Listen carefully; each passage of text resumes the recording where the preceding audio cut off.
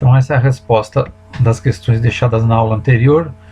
Pesquise na internet qual a diferença de encoder absoluto e encoder incremental. Encoder incremental ele gera um sinal cada vez que o eixo gira um certo ângulo, e o número de pulsos é proporcional à posição angular do eixo. Então você, relembrando aqui, né, a gente tem o disco é ranhurado. Cada vez que o disco gira um determinado ângulo, vai coincidir aqui o feixe de luz com a abertura do disco. Quando esse feixe de luz atingir o sensor, ele vai fazer aparecer uma corrente aqui, ou uma tensão nesse fio aqui. O controlador conta quantas vezes esse sinal lógico foi aumentado e consegue determinar o ângulo, tá? Então, por exemplo, se esse disco aqui tivesse 360 rasgos ou aberturas, ele conseguiria definir um ângulo de 1 grau entre cada uma dessas aberturas, tá? Às vezes, alguns encoders mais elaborados, eles têm uma abertura de referência. Então ele começa a contar a partir daquela determinada abertura, que é o caso desse encoder aqui, né? Então ele tem esse canal Z aqui, ó, que essa aqui é a abertura de referência. Ele tem esse canal A, que consegue contar os pulsos. Esse canal B aqui, ó, é um recurso que o pessoal utiliza para saber se o disco está indo numa direção ou em outra.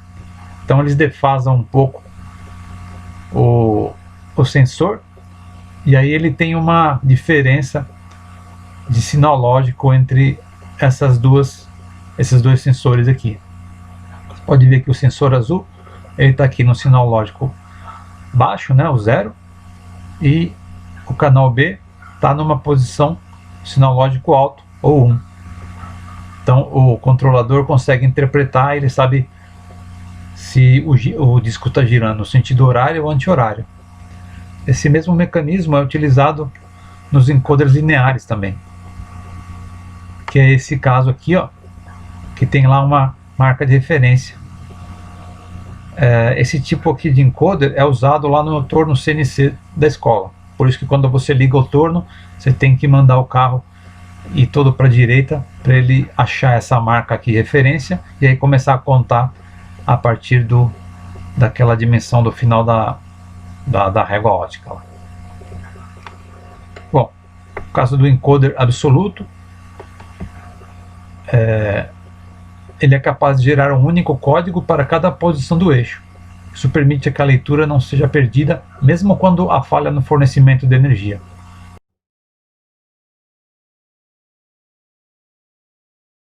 Então imagina, eu tenho esse encoder absoluto, ele tem aquelas aberturas defasadas.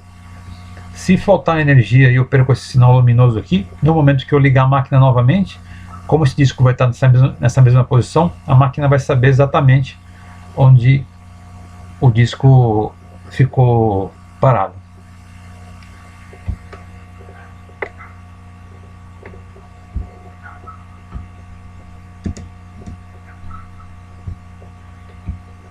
Aí, a questão 2 era: imagine que o disco está em uma determinada posição angular e o conjunto das suas aberturas abertas e fechadas determina uma posição definida pelos binários 0, 1, 1, 0, 0, 1, 1, 0. Então, você vai ver que são 8 bits pela contagem dos números aqui, ó, 1, 2, 3, 4, 5, 6, 7, 8. Você fazendo essa transformação aqui para número decimal, você vai chegar no valor de 102, tá? Como é que fez? É simples, né?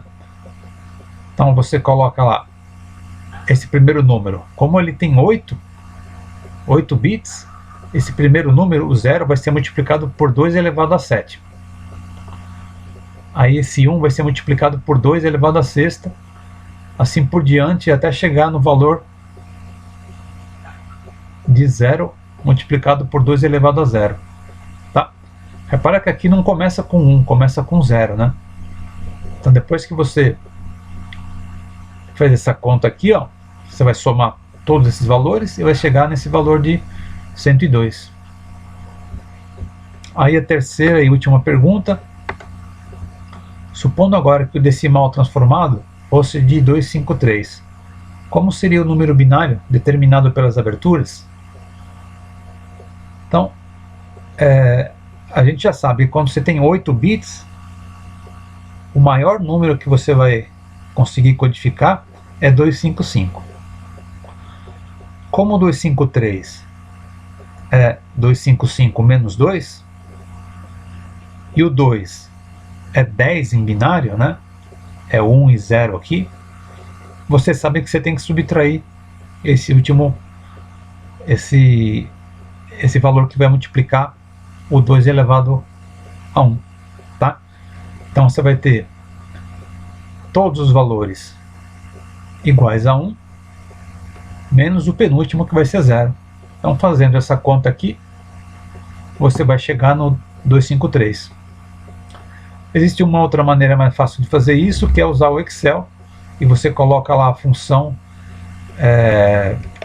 BINADEC, né, que é a transformação de binário em decimal.